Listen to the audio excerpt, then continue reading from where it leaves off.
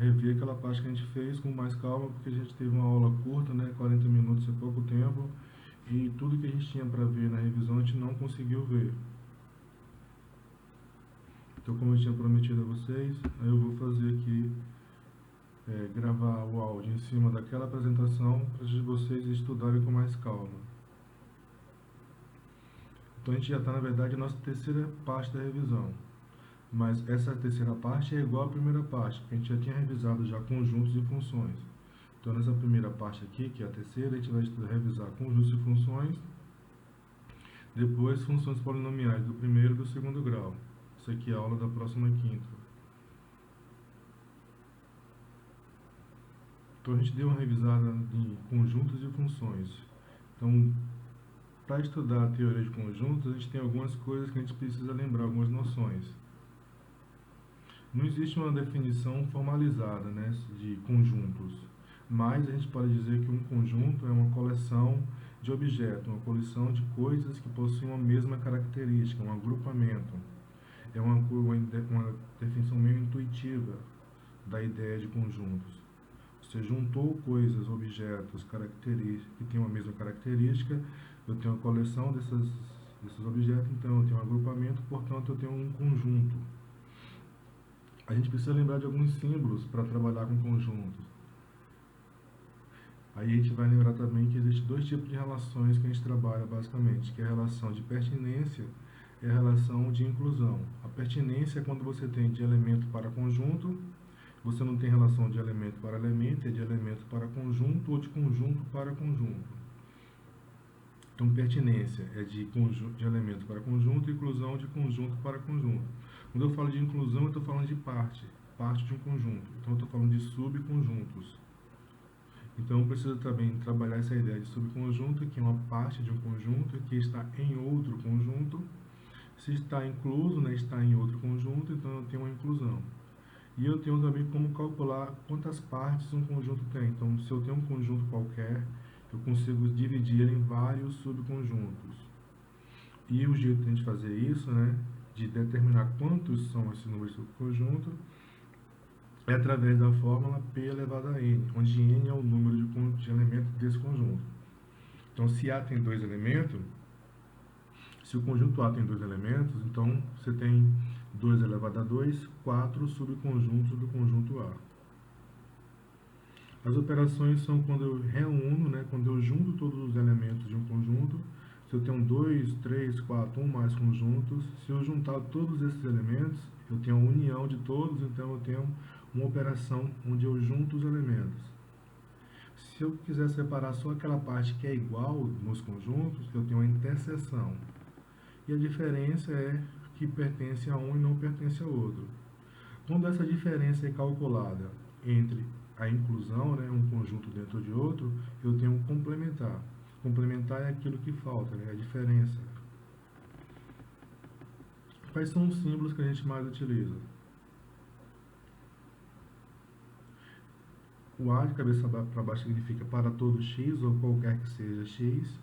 Então, se eu coloco lá esse A e coloco o x, é para todo x, ou qualquer que seja, né?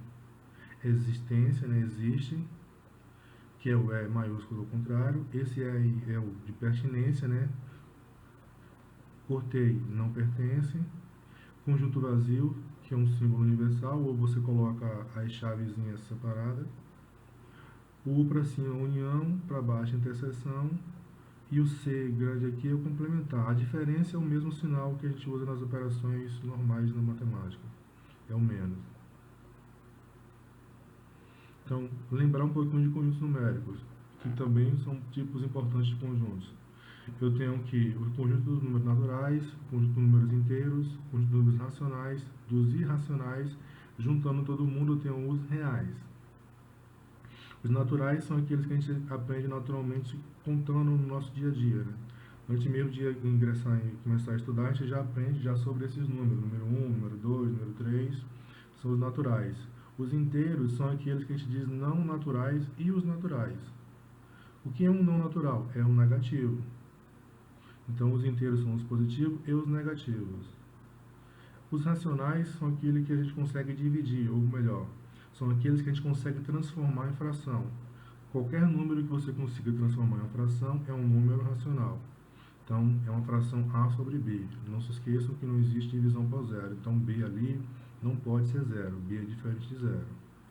Os irracionais, os racionais e os irracionais são dois conjuntos disjuntos. Eles não possuem elementos iguais. Os irracionais são aqueles que você não consegue escrever na forma de fração, como, por exemplo, a raiz quadrada de 2, a raiz cúbica de 5, a raiz quinta de 10. Qualquer raiz que não seja exata é irracional. Além de você ter algumas constantes na natureza também, que apesar de você saber que é uma divisão de números, mas você não consegue, quando você tem a divisão, voltar a ter uma fração, como por exemplo o número π. Eu sei que o número π é o resultado da divisão do diâmetro, do comprimento pelo diâmetro de uma circunferência. Mas se eu tenho lá o número π, eu não consigo transformá-lo em fração, porque essa divisão ela é irracional. Intervalos na reta. Aqui a gente tem algumas representações do intervalo na reta. Basicamente eu tenho esses tipos de intervalo: intervalo fechado, intervalo aberto, intervalo infinito, aberto e fechado. Então são representações. E aqui a forma como a gente escreve. O que muda disso para os outros exemplos é o valor de A e de B. Quando o intervalo é fechado, a gente usa o colchete para dentro e a gente tem a representação algébrica também, né? Que a gente usa o menor ou igual. No primeiro caso ali eu tenho um intervalo fechado em A e B. A e B são os extremos do intervalo, o menor e o maior valor possível que determina o intervalo. Se o intervalo é fechado, esses valores, os extremos, eles participam do intervalo. Se o intervalo é aberto, eles não participam, né? São diferentes, eles estão ou um pouco maior ou um pouco menor. Aí, qualquer outro caso vai se enquadrar dentro dessa situação aqui, onde você só vai mudar o valor de A e o valor de B. Então, eu não vou ler essa tabela toda, que depois eu mando em PDF para vocês e vocês dão uma olhada aí, ou pausa o vídeo e dão uma olhada. Mas lembrando que não tem nada de complicado nisso, apesar de ter muita informação aí. Na hora de você resolver isso em uma situação, problema, você só vai ter que identificar o A e o B e se o intervalo é fechado ou aberto. E também é importante lá na hora de resolver na equação a questão do intervalo numérico. E na equação do primeiro, do segundo grau ou qualquer outro tipo de equação. Aí o que a gente fez? A gente escolheu algumas questões do módulo para trabalhar aqui com vocês, para a gente resolver. Eu tenho aqui. Então, em nossa última revisão, nós usamos o caderno mais do módulo 1.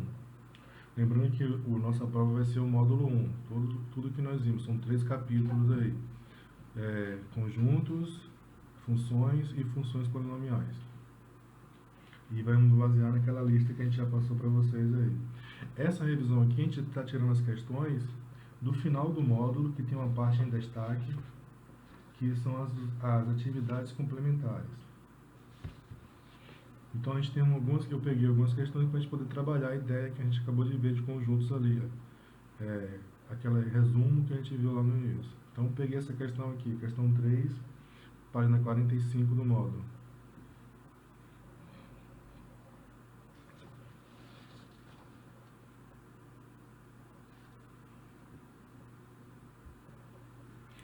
Na verdade é a questão 9, eu tinha trocado ali, né? Questão 9 do módulo, página 45. Então, a gente vai com o módulo aí, pega para dar uma olhada. O que a gente tem nessa questão?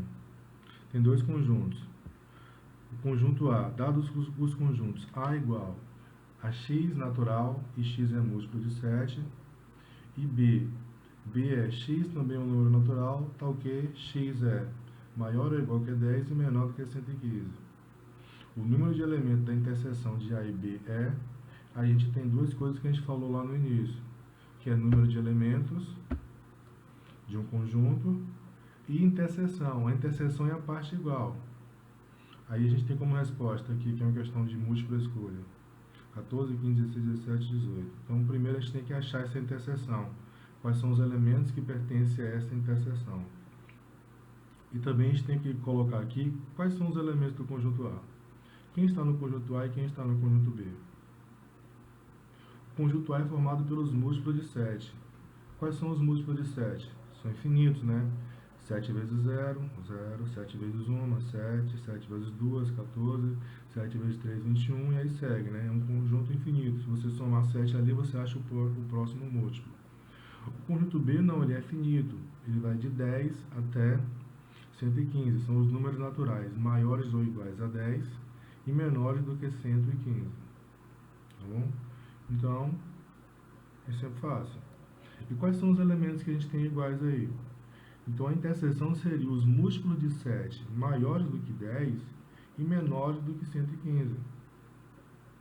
A menos que 115 seja um múltiplo de 7, né? A gente não sabe. Então, a gente tem que achar esses múltiplos até o 115 ali a gente consegue, se a gente sair somando de 7 em 7. Então, qual é o primeiro múltiplo de 7 maior do que 10? 14. 14 está na interseção, está nos dois conjuntos, não está na interseção. O próximo múltiplo, 21. 21 está na interseção? Tá. 21 é maior do que 10 e menor do que 115. 28 é maior do que 10 e menor do que 115. Então, a gente está pegando os múltiplos que são mais fáceis de identificar. E aí tem que ser maior do que 10 e menor do que 115.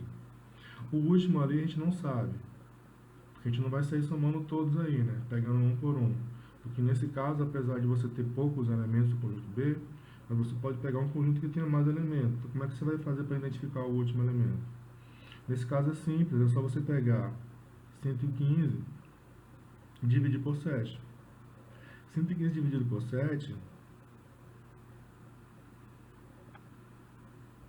Peraí que pulou. Então, vamos dividir 115 por 7. 115 dividido por 7. 115 dividido por 7, então a gente vai dividir. Vamos pegar 11, né? Pega os dois, um não divide, pega o próximo, 11. Então 11 dividido por 7 dá 1. Dá 1, 1 vezes 7 é 7 para 11, faltam 4. Desce 5, porque 4 é menor do que 7. 45 dividido por 7 dá 6. 6 vezes 7, 42. Para 45 faltam 3. Faltam 3. Então você tem aí 16 múltiplos de 7 menor do que 115 e o resto é 3. Se a gente quiser achar o último múltiplo de 7 menor do que 115, é só fazer 115 menos 3. 112. Se você dividir 112 por 7, vai dar 16. Então você tem 16 múltiplos e o último múltiplo é 112. Então a sua interseção vai ser o conjunto dos múltiplos de 7, de 14 a 112. Como eu quero descobrir quantos números eu tenho aí, eu posso contar um por um, ou eu posso pegar o seguinte, o resultado da lei da divisão. Eu tenho 16 múltiplos de 7 menores do que 115. Só que eu tenho dois múltiplos aí que não aparecem na interseção, que é o 0 e o 7. Porém, aí a gente tem que somar o último múltiplo ali que a gente não conta aí, né, quando a gente faz essa divisão, né? Tô pegando ali os menores que 115. Então a gente tem mais um. Se você contar de 1 em 1, também você vai achar 15 números maiores, múltiplos de 7 maiores do que 10 e menores do que 115. Mas, nesse caso, a gente consegue fazer porque a sequência ela é relativamente pequena, né? Se fosse uma sequência maior, a gente não ia conseguir usar essa mesma ideia de contar um por um. Próxima questão de conjunto que a gente viu e vai ver agora é uma questão meio que padrão quando envolve conjuntos, né? Que é o tipo da questão que, para a gente resolver, a gente precisa usar o diagrama de Venn. Então a gente tem o seguinte: 3 frutas são consumidas por um grupo de 400 pessoas. Então você tem o seu conjunto universo aí, o número de elementos 400. Outra coisa também que do jeito que ele coloca ali é que todo mundo que pertence a esse conjunto universo, dessas 400 pessoas, ela consome pelo menos um tipo de fruta dessas. Então, dessas, 3 frutas são consumidas por um grupo de 400 pessoas: laranja, banana, maçã. E maçã. Dessas pessoas, 185 consomem laranja, 125 consomem laranja e banana, 130 consomem banana e maçã, e 100 consomem laranja, banana e maçã. Percebam que está faltando aí, né? Está faltando o número de pessoas que consomem banana e o número de pessoas que consomem maçã. Então esses dois não apareceram aí. Aí ele dá mais uma informação. O número de pessoas que consomem banana é igual ao número de pessoas que consomem maçã. Então isso aí é uma informação boa para a gente trabalhar o problema. Ele pergunta, o número de pessoas que consomem maçã e não consomem laranja é de... Aí a gente tem as opções, bora descobrir qual dessas opções é a verdadeira. Então primeiro a gente vai fazer o seguinte, fazer o diagrama de Venn, para a gente conseguir mensurar esses valores. Aí por que a gente faz o diagrama?